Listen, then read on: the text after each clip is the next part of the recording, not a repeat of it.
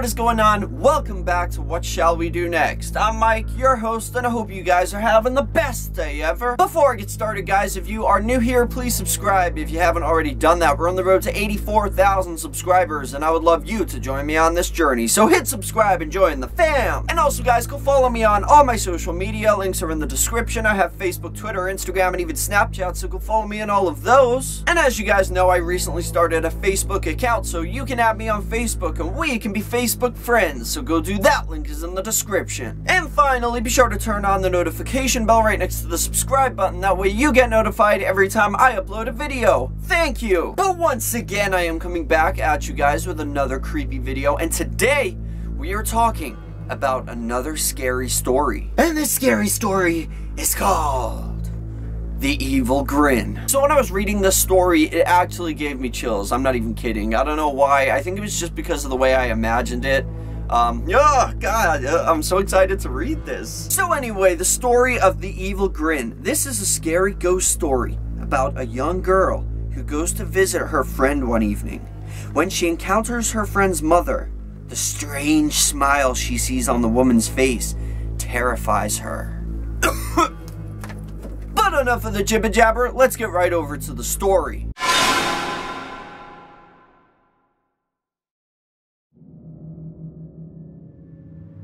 The Evil Grin. When I was 12 years old, I had a best friend named Brenda. After school, we always went to her house to hang out.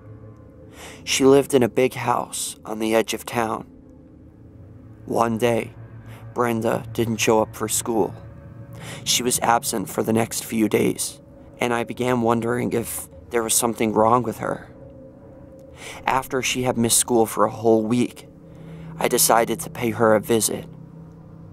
I cycled all the way across town and arrived at her house just as it was getting dark outside. When I rang the doorbell, I got a shock when the door opened almost immediately.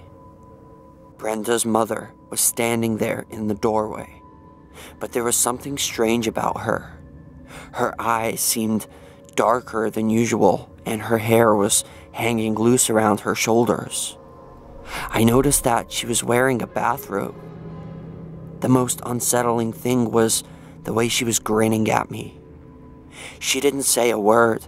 She just stood there, staring at me with an evil smile playing across her lips.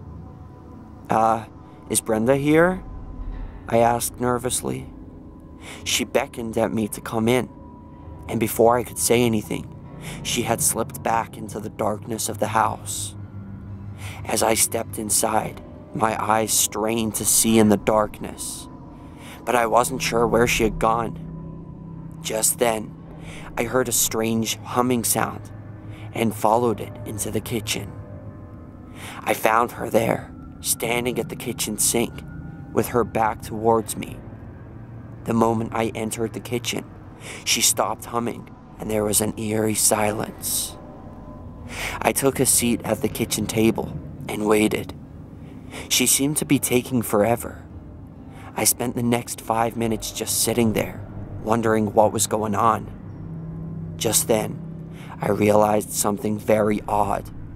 The whole time I had been sitting there, she hadn't moved a muscle.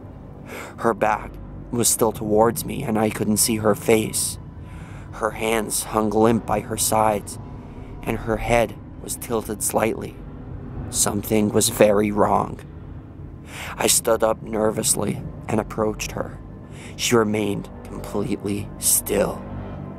Ever so slowly, I moved around her and tried to get a look at her face to see if she was all right. The sight still haunts me to this very day. Her eyes were wide open, and she still had that evil grin on her face. I was so freaked out that I couldn't bear to stay in the kitchen a moment longer. Without saying a word, I backed out of the room and made my way towards the front door. I jumped on my bike and began cycling as fast as I could down the long, winding driveway and all the way across town. I didn't stop until I reached the safety of my house. It wasn't until a few days later that I found out why my friend Brenda had been absent from school. My parents told me that there had been a tragic death in Brenda's family. What? I asked. Who died? My parents broke the sad news to me, and it made my hair stand on end, and I was crying from fright. Brenda's mother had died suddenly, and the night I called over to her house, Brenda had been at her grandparents' place, attending the funeral. Years later, when I was 16 years old, I made a little extra money by working as a babysitter on weekends. One evening, a friend of mine called me and said she knew a family who desperately needed a babysitter. She was busy and wanted to know if I was interested in babysitting for them instead. She told me that the parents were very nice, the pay was good, and their 3-year-old daughter was polite and well-behaved. I wasn't doing anything important, so I told her that I would be glad to take the job. That evening, I went to the family's house and met the mother. Her name was Ruth, and she was getting ready to go out for the night with friends. She mentioned that her husband would be out of town on business and gave me some numbers to call if I needed to get in touch with her. The night went very easily. I made dinner for the little girl, gave her a bubble bath, then got her dressed for bed. It was around midnight when I heard the front door open and footsteps coming down the hallway. I thought it was strange because I hadn't even heard a car pull up.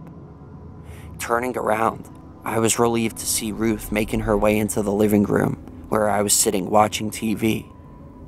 She never said a word to me, and as she walked past me, I was surprised by how different she looked. Something about her eyes had changed, and she was grinning from ear to ear. I felt a cold chill run down my spine. I knew that evil grin. I had seen it before, many years ago. Ruth sat at the table, with her back turned towards me. Her hands hung limp by her sides, and her head was cocked to the left. She was humming to herself. "Ruth?" I asked nervously. "Ruth, are you all right?" No answer. "Ruth, you're not alive anymore, are you?" Silence. With shaking hands, I quickly gathered my things and backed out of the room. When I got to the hallway, I opened the front door and looked outside. There was no car in the driveway. All of a sudden, the eerie silence was broken by the sound of the phone ringing. I didn't want to answer it. I was afraid of what I might hear. For a moment, my hand seemed to hover over the phone. Then I lifted the receiver and put it to my ear. I already knew who it was. It was the police, calling to let me know that Ruth had been involved in a car accident an hour ago. She had been killed on impact. Tears were streaming down my face as I ran upstairs, grabbed Ruth's daughter from her bed, and bundled her up in a blanket. As I came back downstairs, I had to pass the door to the living room. I could still see Ruth sitting at the table, with her back to me. Without pausing for a second, I ran out into the night, carrying the little girl in my arms.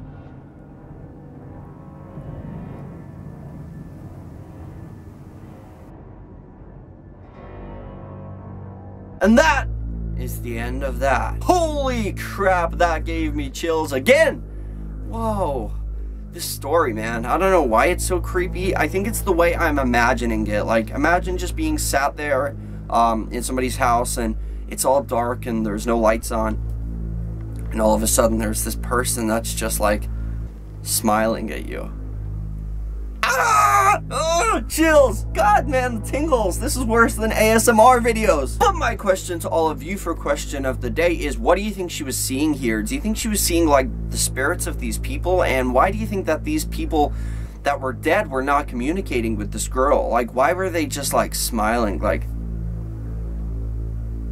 Ah, there it is again. Oh my god, the chills. But let me know what you guys think. That is question of the day. But thank you all so much for watching. I hope you enjoyed this video. If you did, please slap a like on it. Let's see if we can go for 85 billion likes on this video. I would really appreciate that. And if you guys didn't see my previous video, which was a creepy story about this girl and her friends who went to this abandoned haunted school, and yeah, one of the girls eventually discovers something very, very disturbing indeed. So if you guys are interested in seeing that, then click on the outro right about here. It will take you over to that video. Or if you just want to watch another random video, click this side and it will do that too. But remember the most important thing of all, guys, chase your dreams. I love you all. Don't let anybody bring you down, and I'll see you guys back here tomorrow for another video. Peace out.